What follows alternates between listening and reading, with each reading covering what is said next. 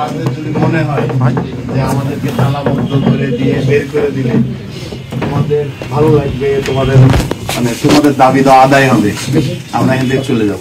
But আমার বক্তব্য হলো যে তোমরা যে দাবি নিয়ে কথা বলছো, এই কথার সাথে আমরা মানে কোনোভাবেই তোমাদের দাবির সাথে আমাদের কোনো সাংঘর্ষিক কোনো আলাপ নাই, কথা নাই, বার্তা নাই। তাহলে যদি আপনারা মনে করেন যে আমাদের দাবি যৌক্তিক এবং আপনারা যদি আমাদের সমর্থন করেন, তাহলে আপনারা পদত্যাগ করে এই দল ত্যাগ করেন। যৌক্তিক অযৌক্তিক শুনুন, তাহলে আপনারা আমাদের লাস্ট অপশন হয় আপনারা দল ত্যাগ করেন, পদত্যাগ করে সবাই চলে যান, তাহলে আপনাদেরও বয়কট করতে হবে।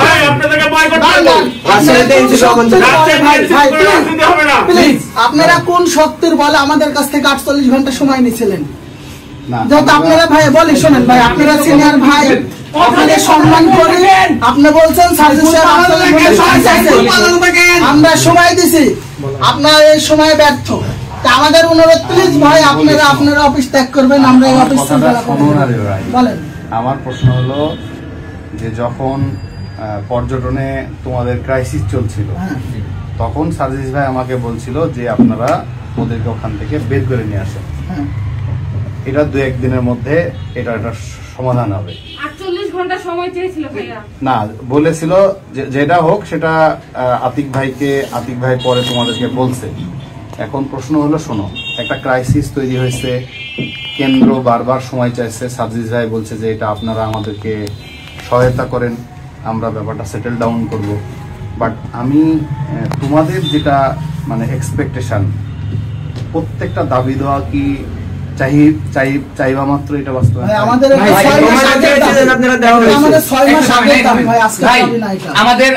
আমাদের কথা হচ্ছে আপনারা যদি এতই ব্যস্ত থাকেন, আপনাদের যদি এতই কাজ থাকে, কোন রকম ভাবে যদি তারা এই কাজটা না করতে পারে, যে দেরি হচ্ছে, তাইলে আমাকে বলেন যে আওয়ামী দালালদেরকে বহিষ্কার করতে যদি এত সময় লাগে, তাদেরকে বহিষ্কার করতে সময় লাগতেছে, কিন্তু আমাদের জুলাই যোদ্ধাদের বিরুদ্ধে যখন কোনো অ্যাকশন নেওয়া লাগে তখন এনসিপি খুব শীঘ্রই নিয়ে নেয়। যুবশক্তি আরো আগে পোস্ট দিয়ে রাখে যে এই অমুক অমুক ব্যক্তি প্রত্যাহার করা হলো, 2 দিন সময় দেয়। কিভাবে যুবশক্তি শোনো আমি বলি, আপনাদের সব ছেলেমেলে আপনাদেরই আমি বলি, আমরা তোমরাও আমাদেরই ছোট ভাই, এই আন্দোলন সংগ্রামে তোমাদের সাথে সবসময় আমরা ছিলাম, তোমাদেরই উৎসাহ উদ্দীপনাতে তোমাদের কাছে দেখে আমরা এই আন্দোলনে আসছি, আমাদের আগে তোমরা এই আন্দোলনে আসছো, একবারে পরিষ্কার কথা আমার। আমরা বরঞ্চ তোমাদেরকে দেখে আসছি, তোমরা একসময় বলছে যে ভাই আপনারা দায়িত্ব নেন, রাজশাহী মহানগরীতে আপনারা দায়িত্ব নিলে দলকে গতিশীল হবে, আমরা তোমাদের আহ্বানিত এখানে আসছি। এখন একজন ব্যক্তিকে রাজশাহী জেলাতে কি বলে মনোনয়ন না নিয়োগকে কেন্দ্র করে আহ্বায়ক সম্ভবত সাইফুল ইসলাম, তাকে কেন্দ্র করে যে ঘটনাটা ঘটছে, নতুন এবং ফিরে আসা গ্রাহকদের জন্য নগদে চলছে ক্যাশব্যাক সহ প্রতিদিন হাজারো উপহার জেতার সুযোগ। হবে আসা আর ফেরা, সারপ্রাইজ সেরা। এই ঘটনা তো আমরা ঘটাইনি বা এটা আমাদের চয়েস না, এটার সাথে জেলার এই রাজশাহী মহানগরের জেলা এবং মহানগর যে তত্ত্বাবধান করে যারা সেন্ট্রাল লিডার আছেন, তারা এগুলো সিদ্ধান্ত নিচ্ছে। আমরা তো ভাই এই সিদ্ধান্তগুলো নিই ভাই। যে আওয়ামী লীগকে আমরা বিতাড়িত করছি, সেই আওয়ামী লীগকে যে এই জুলাই যোদ্ধাদের রক্তের উপরে দাঁড়ানো দল, যেই দল জুলাই যোদ্ধাদের রক্তের উপরে দাঁড়িয়ে এই দল গঠন হয়েছে, সেই দল ওই জুলাই যোদ্ধাদের রক্ত ঝরানো আওয়ামী লীগকে পুনর্বাসন করতেছে। আমরা যখন এই আওয়ামী লীগকে বিতাড়িত করার দাবি জানাই, তখন এই দল আমাদের দাবি মানে না, উল্টা আমাদের উপরে ভারী হয়। আমাদের তো মহানগরের সাথে তো কারো কোনো ঝামেলা নাই।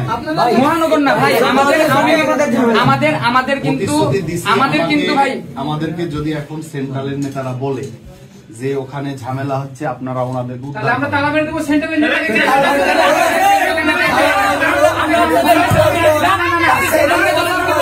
আমরা উত্তর দিব ভাই, ভাইকে আমরা উত্তর দিব ভাই। আপনি যেহেতু বলছেন যে একজনের কারণে পুরো দলকে আমরা ইয়ে করতে পারি না, ভাই আমরা জুলাইয়ে আন্দোলন করছি আওয়ামী লীগের বিরুদ্ধে। আওয়ামী লীগ কিন্তু সেরকম ভাবে আমাদের উপরে চড়াও হয়েছে পরবর্তীতে।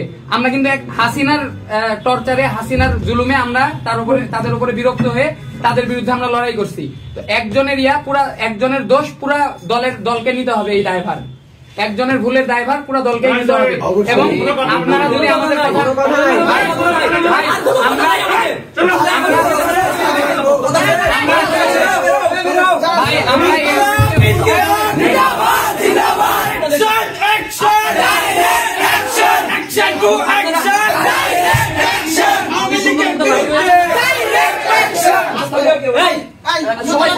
আমি 2 মিনিট কথা বলবো ভাই, আমি 2 মিনিট বলার পর আপনাদের সুযোগ দেব প্লিজ।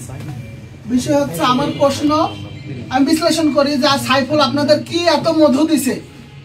সাইফুল ভাই আজকে কত টাকা দিছে? ভাই আজকে ভাই ইমরান ইমাম কত টাকা খাইছে? ভাই আপনাদের এই কথা আরে দাঁড়াও বলতে ভাই, যখন সমন্বয় কমিটি দেয় আমরা সাইফুলের নাম দিয়েছি, তখন থেকে প্রতিবাদ করছি।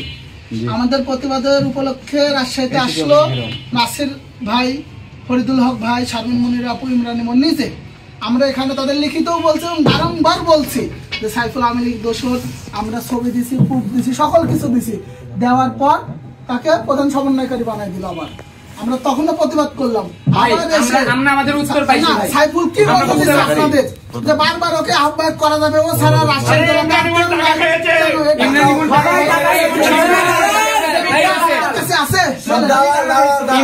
টাকা খাইছে, সাইফুলের কাছে টাকা খাইছে।